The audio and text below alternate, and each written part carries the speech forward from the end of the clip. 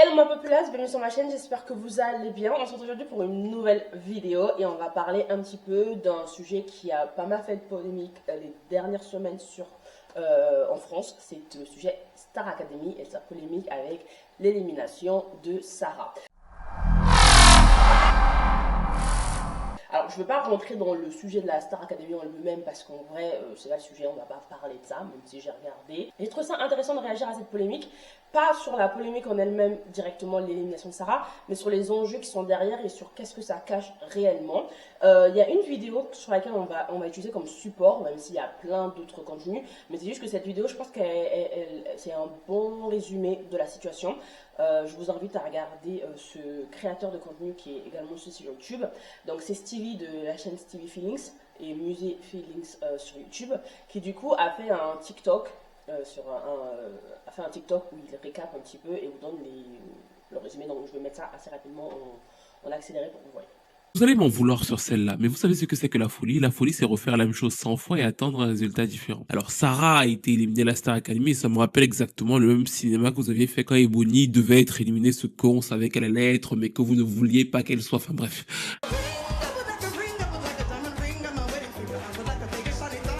Ça me fascine parce que, en fait, on revient toujours sur la même base. Vous oubliez que vous êtes des hypocrites. Vous êtes des hypocrites. Vous n'écoutez pas les artistes dans vos playlists. Là, regardez toutes vos playlists parce que ce sont les plus talentueux vocalement. Regardez vos playlists. Sinon, Britney Spears et plein d'autres n'auraient pas de carrière. Surtout pas dans notre époque où les artistes chantent avec l'autotune. Donc, en fait, vous partez du principe que quelqu'un qui chante très très bien et qui est très extraordinaire vocalement, et ça, franchement, je trouve que Sarah l'est par exemple, gagnera forcément dans ce qui est un show télé. Un show télé, ça veut dire que chacun a un rôle. C'est comme une série télévisée. Je vous ai expliqué ça dans le très long format que j'avais fait, la structure même de l'émission. Et donc, de fait, très souvent, les gens qui arrivent, qui sont souvent issus de la minorité et qui ont effectivement beaucoup de talent, vont avoir une progression moins forte dans l'émission et peuvent très facilement se retrouver être battus par des gens peut-être un peu moins talentueux vocalement, mais qui vont avoir, parce que c'est un show télé, une connexion émotionnelle. Même si tu fais des fausses notes, plein de superstars font des fausses notes. C'est pas la fausse note qui détermine une carrière. La preuve, très marrante, Marine est disque de platine. Alors, je vais m'arrêter là. Je vous invite à aller regarder le TikTok en entier si vous voulez voir tout le raisonnement derrière. Mais je suis tout à fait d'accord avec lui sur cette partie-là de la vidéo. Et pour moi, il y a aussi également un autre aspect qui rentre en compte, dont il a aussi également parlé dans sa version long format l'année dernière, lorsque c'était Ebony qui avait perdu face à Marine. Alors, du coup, il parle d'hypocrisie et je suis tout à fait d'accord avec ça. Pour moi, il y a trois enjeux qui sont réellement clés derrière et qui sont vraiment très, très hypocrites et dont on n'en parle jamais parce que les gens vont toujours parler du fait qu'elle est plus talentueuse qu'eux, il est plus talentueux qu'eux. On va remettre d'autres situations où il y avait une personne plus talentueuse ou du moins qui avait, on va dire, une assurance en tout cas dans le talent, parce que le talent, vous savez, moi je trouve que c'est quand même très subjectif et qu'à partir de là on ne peut pas vraiment parler de talentueux, mais on peut parler de quelqu'un qui a en tout cas plus de base, qui a plus d'assises dans un domaine que d'autres. Effectivement, on pourrait dire ça. Moi personnellement, dans cette nouvelle saison de la Star Academy de cette année, j'ai énormément apprécié Ambre, Sarah, Victor, même Léa aussi, hein, que je trouve qui chante extrêmement bien, contre par exemple des choses qui m'ont moins touché, comme Théo, Léo, etc., où je les ai trouvés un peu plus fragiles, un peu plus légers, et qui m'ont pas forcément touché. Et du coup, je suis d'accord avec ça. Maintenant, il y a un gros problème, c'est que à chaque fois, c'est la même chose. Et au fait, ça me renvoie à cette hypocrisie où on laisse les choses se passer, où les choses se répètent éternellement. Et en fait, chaque année, on revient, on dit la même chose, et puis paf, on oublie, et on revient, on dit la même chose, puis on revient, on dit la même chose, on oublie, on n'essaie jamais de comprendre le fond du problème, qu'est-ce qui se passe réellement. On est là, on expose simplement la vitrine, on réagit à cette vitrine. Juste après, on part dormir et l'année prochaine, on revient faire la même chose. Et moi, je trouve ça ridicule. Dans son long format, il explique effectivement que la Star Academy, les émissions comme la Star Academy ou plein d'autres émissions que l'on voit sur Internet, ou même aujourd'hui tout, hein, ça s'applique à tout le storytelling maintenant, c'est du storytelling. C'est-à-dire qu'il y a cette envie de connexion, d'affect qui est plus important que le reste.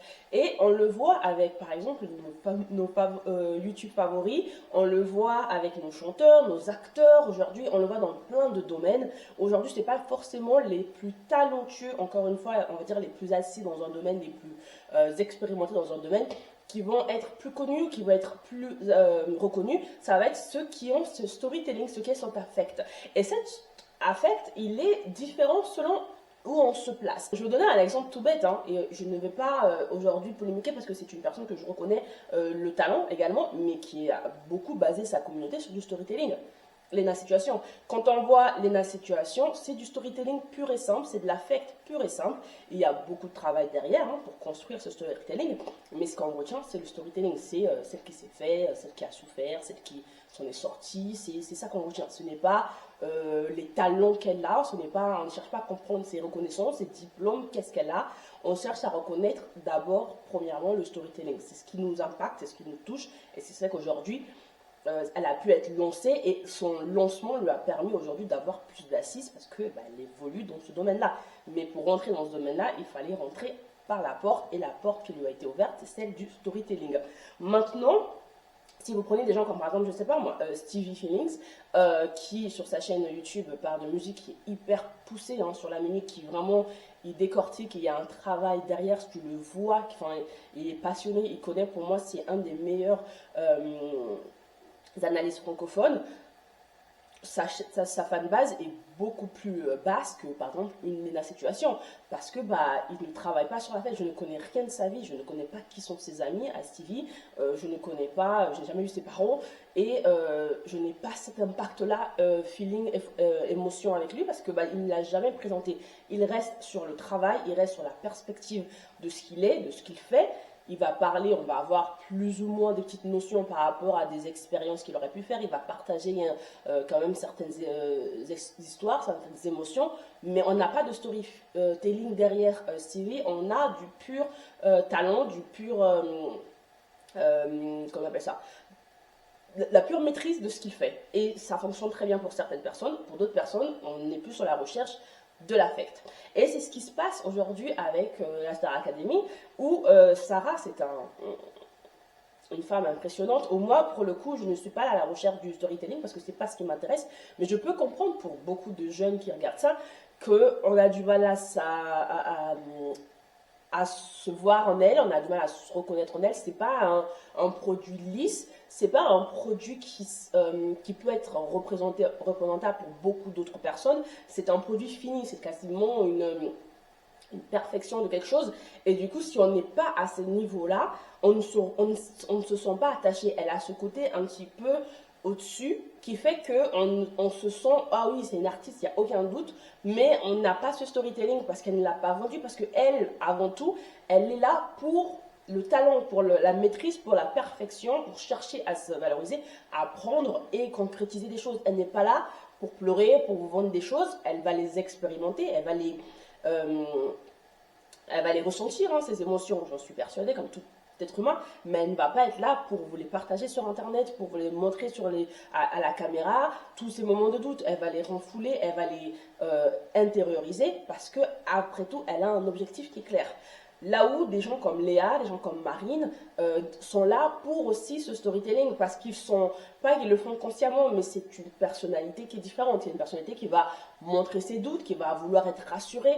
Il y a plein de gens qui aiment être rassurés. Moi, par exemple, je comprends tout à fait des personnalités comme Sarah ou Ebony parce que je ne suis peut-être l'éducation, peut-être qu'on a été grandi, on a été formaté on a été formaté dans une autre culture qui ne nous permet pas de nous montrer sur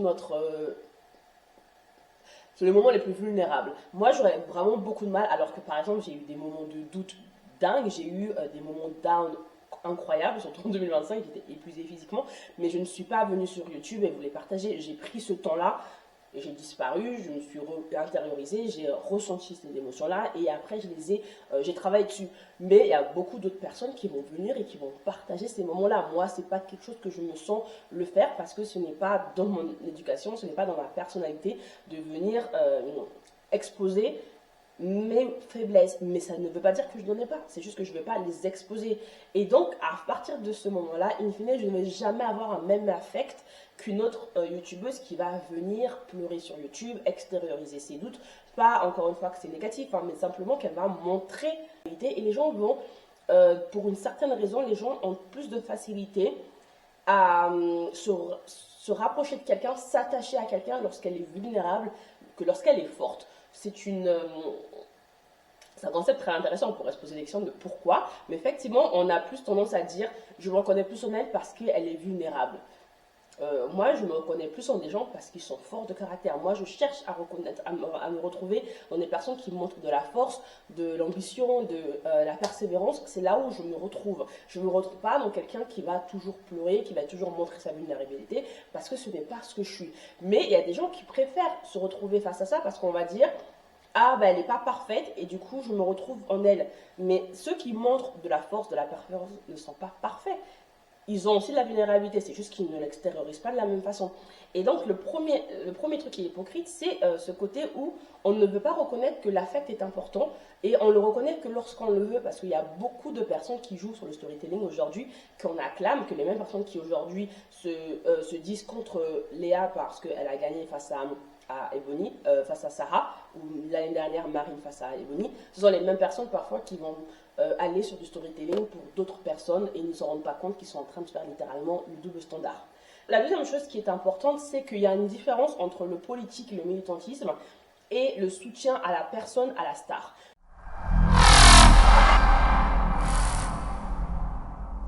On voit énormément, moi c'est ce que je trouve ça fabuleux, c'est le fait que tout le monde apparemment avait l'air de confirmer que Sarah c'était une des meilleures voix de cette saison, ok. Pour moi, avec Ambre et Victor, j'aurais eu du mal à les départager. Pour moi, ce trio-là, c'est vraiment pour moi le trio plus, voilà, vraiment on sent que c'est des stars, ils sont prêts, ils sont là, ils vont y aller. Moi, j'ai aucun doute sur ça. Maintenant, il y a beaucoup de gens qui reconnaissent ça. Mais aujourd'hui, moi, je vois que leurs comptes ne sont pas ouf, que le suivi n'est pas ouf derrière, que le soutien n'est pas ouf, qu'aujourd'hui, après les révoltes qu'on a eues l'année dernière avec Marine et Ebony, aujourd'hui, Ebony, elle est moins suivie que des gens de cette promotion. C'est une folie, mais c'est une vérité. Il y a des gens de cette promotion qui sont arrivés il y a 3 mois et qui ont plus de suivi sur Instagram que Ebony. Et on peut se demander, mais où est le soutien? Où sont les gens qui sont révoltés contre son talent? Qui écoute aujourd'hui, malgré qu'elle a sorti 2 disques, hein, Rage et Mon Paradis, que moi personnellement, Rage, ça me dérange pas plus que ça la musique. J'avais réagi déjà, je pense, à cette vidéo-là. Maintenant, c'est pas une musique qui me parle plus. Mon Paradis, je retrouve un peu plus quelque chose qui peut m'intéresser. Rage, pour moi, c'était... J'ai pas aimé... voilà, j'ai pas adhéré, on va dire ça comme ça. C'est pas que j'ai pas aimé, je trouve que c'est une très belle artiste, elle a une très belle voix, très beau talent, mais pour moi, ce premier single, je l'ai trouvé un peu too much. Maintenant, Mon Paradis, je adore, enfin vraiment, je l'écoute, et je l'écoute, mais je vais pas vous mentir que je n'écoutais pas le reste. Unforgettable, qui était très lissé, qui était très Star Academy, qui était produit littéralement par Star Academy plus que pareil, je l'ai aussi écouté parce que je trouvais que sa voix était magnifique dessus, même si je trouve qu'ils ont quand même bien lissé, mais j'ai écouté parce que ça me plaît plus ce genre de musique, tout simplement. Mais Raz, c'était pas mon frère. Mais je me dis que même les gens qui ont voté pour elle, qui ont politisé la chose l'année dernière, où est votre soutien? Pourquoi ces disques n'ont pas l'air de péter le score? Aujourd'hui, Marine, qu'on le veuille ou non, elle est disque, je crois qu'elle est disque de platine. Sa musique, elle a fait une musique pour une BO d'un film. Elle est invitée aux Enfoirés. Elle a fait elle a une tournée qui est quasiment sold out. La meuf, elle évolue. La meuf, le soutien qu'elle a eu pendant la Star Academy jusqu'à aujourd'hui est toujours logique. Il y a une constance dans ses ventes, dans ses streams, il y a une constance. Aujourd'hui, Ebony, ça a beaucoup parlé pendant 1 mois, 2 mois pendant l'émotion, 1 mois après l'émotion. Aujourd'hui, je ne vois pas ce gros soutien qui est derrière. Et on recommence la chose, encore une fois de plus, avec Sarah, qui aujourd'hui, Sarah est sortie, ça fait 2 semaines qu'elle est sortie. Je ne vois pas l'événement, je ne vois pas le soutien massif, je ne vois pas tout ça. Moi, je pense juste que lorsqu'on fait autant de militantisme, autant de politisation d'un sujet, il faut que ça se répète quelque part d'autre. Et je ne vois pas le résultat. On va attendre de voir quand elle va sortir ses propres disques, mais pour aujourd'hui, je ne vois pas cet engouement dans les fans. D'ailleurs, je le vois souvent sur TikTok ou sur X, des gens qui repostent en mode oui, vous parlez du talent de Sarah, vous parlez du talent de Sarah, aujourd'hui, allez la suivre, allez la suivre. Mais pourquoi vous la suivez pas? Pourquoi, en fait, toujours à politiser un sujet et ne pas apporter le soutien derrière?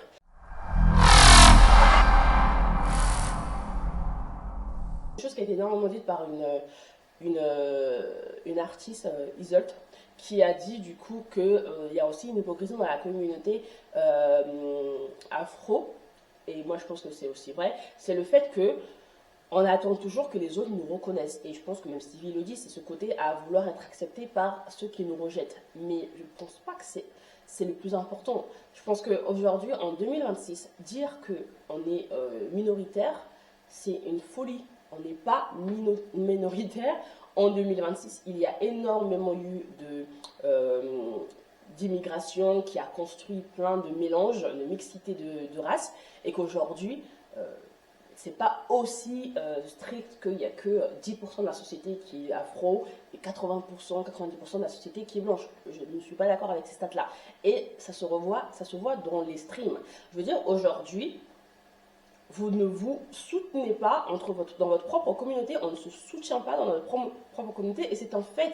On n'est pas prêt à mettre les mêmes, comment dirais-je, le même soutien que d'autres personnes, et c'est une vérité. Je vais vous donner des exemples clés, hein, mais quand je vois par exemple les gens qui font les pancartes, etc. et tout, les gens qui font qui vont faire la queue à l'extérieur, dans le froid, sous la pluie, pour soutenir leur fave, etc. et tout, et que vous êtes là juste à envoyer des textos sur Instagram, des posts sur TikTok, mais que derrière vous ne faites pas ça. Ben, ça, c'est un soutien que vous le voyez qui est beaucoup plus proportionnel et qui va du coup plus jouer. C'est bien d'envoyer un post, mais si jamais vous ne votez pas, c'est bien de soutenir les personnes, mais si vous ne votez pas pour eux, ils ne vont jamais gagner.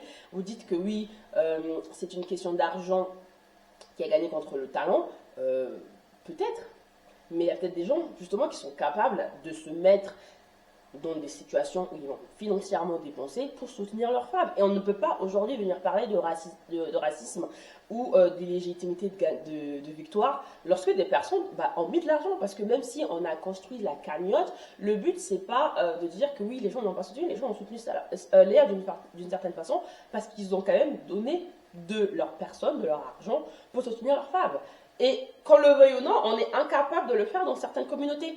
Dans certaines communautés, le soutien, c'est simplement de venir sur Internet et de parler de racisme. Mais ça ne va pas aider vos femmes à aller au-dessus. Il faudrait voir la chose en se disant, on a une personne de notre communauté, et encore, je ne suis pas d'accord, parce que pour moi, elle n'a pas de couleur. Pour moi, on devrait voir l'artiste en ce qu'elle est, et non pas forcément les couleurs. Bref, ça c'est un autre débat. Maintenant, on devrait juste dire, oui, on a une personne aujourd'hui qui est venue, qui a montré son show, qui a fait son show, qui est venue, elle a pris la visibilité de la Star Academy, comme le nom de Star Academy, c'est un tremplin énorme. Pendant 3 mois, tu es filmé au quotidien, tu es là pour vendre ta personne, vendre ton image gratuitement.